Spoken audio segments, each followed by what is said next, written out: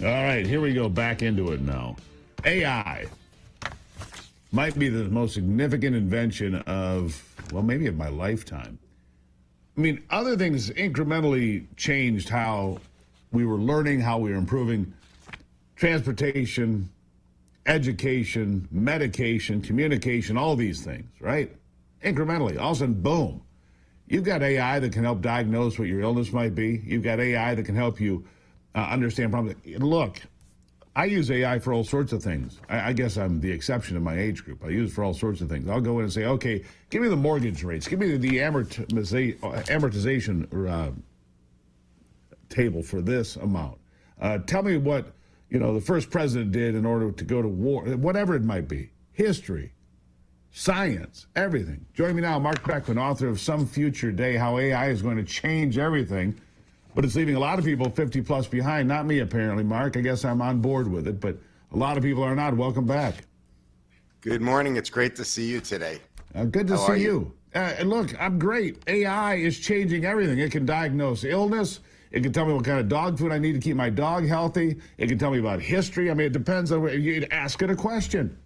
Now, sometimes the questions get answered kind of odd, and you have to go in and tweak and play around a little bit, but as a rule, I'm also seeing these. I was in the local grocery store here over the weekend, and there's some robot cruising around the grocery store, doing inventory of what's on the shelves. I'm like, really?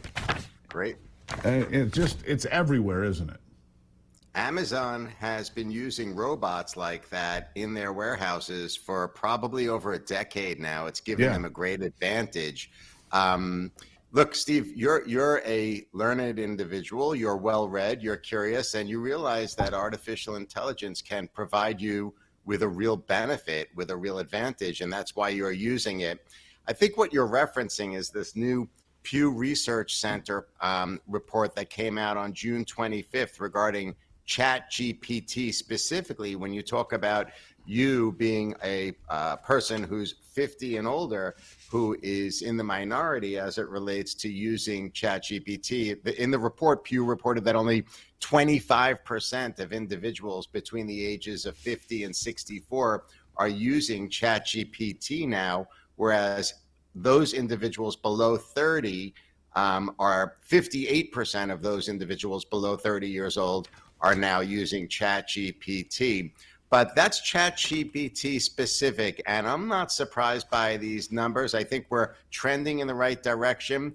You highlighted your use case, utility-based for search specifically. Now, if we pull out of ChatGPT and we consider AI for search against, let's say, legacy search engines like Google, right, 10% of the American public are already using AI for search. So that number is building. That's what I do. I use it for search. I use it for everything. Look, but here's a question for you, Marc. Does AI, ChatGPT, Grok, whichever one I like Grok. I'll try both, right? Grok is the one that you'll find on X, Twitter, if you still call it that. Does it make people dumber, Marc? And I say that because I'm going to go back to the day of the calculator. My mother was a school teacher. She said the problem with calculators is kids never learn how to do math, ever. They just use a calculator. Well, they're not going to learn how to write papers. They're not going to learn how to do research. They're not going to learn how to use their own words to craft things because they'll just have it pushed into AI. AI will write it for them, and they'll look like they're smart, but really they don't know a damn thing about a damn thing. That's the fear I have about AI, dumbing people down. What do you say? I think it could. I think your fear is valid. Think in terms of the fact that that same Pew Research Center study showed that 26% of the use cases with ChatGPT were education-based. And then we have this high percentage with the younger generation. You might have seen images with some of the kids at recent graduation, during graduation season, showing their laptops and showing that they were using ChatGPT. The problem is people are inherently lazy. My law professor, Professor Silverman, said that people are lazy, slothful pigs. Now, if you could get an access to an answer instantly, that doesn't mean that you'll do the work to educate yourself. You're just spitting out answers. So we might see what I predict a divide, a division between the intellectual haves and the intellectual have-nots as a result of search engines like ChatGPT. So if you're a curious person, you actually want to learn, you have more access to more information than ever before in history. But if you're lazy, you could just spit out those answers on a Perplexity, on a ChatGPT, on a DeepSeek, and as a result, we're going to have a younger, dumber generation. Yeah, well, I think we've already got that. Look around, Mark. That's the problem. We have a group that's been educated by social media to begin with. You further enhance that. And look, the problem with AI, whether it's ChatGPT or Grok or whichever one it might be, they have a bias because they have the bias of whoever programs that particular AI platform. And as a result, you get answers that show that bias. I've seen it. I've played with it. I've demonstrated. I've called these platforms out for the bias, and they'll actually apologize to you, which is, whatever it is, programmed in there. But you're only as good as the bias of the AI is my point, aren't you? For sure. I think that you and I both probably are attracted to Grok because we tend to lean politically to the right, and Grok satisfies our conservative perspective.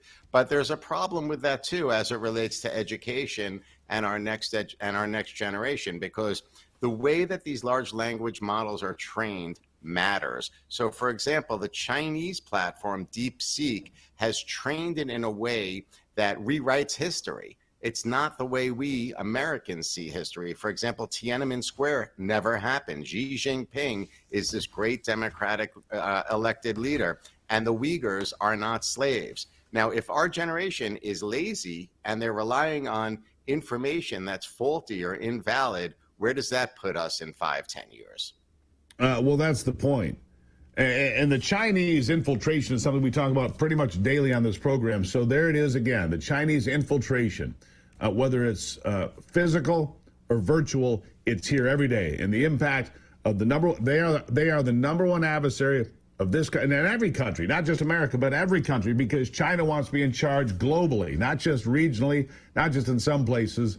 They believe America and Canada and Mexico are just rogue provinces waiting to be brought into the fold. That's the way they see the world. It is. And so here they are making more inroads into our education, which they already do through their students coming to our universities and all these other things. Mark, I'll give you the last word here, but there's a lot of reason to be optimistic about AI and a lot of reasons to be concerned. Last word to you.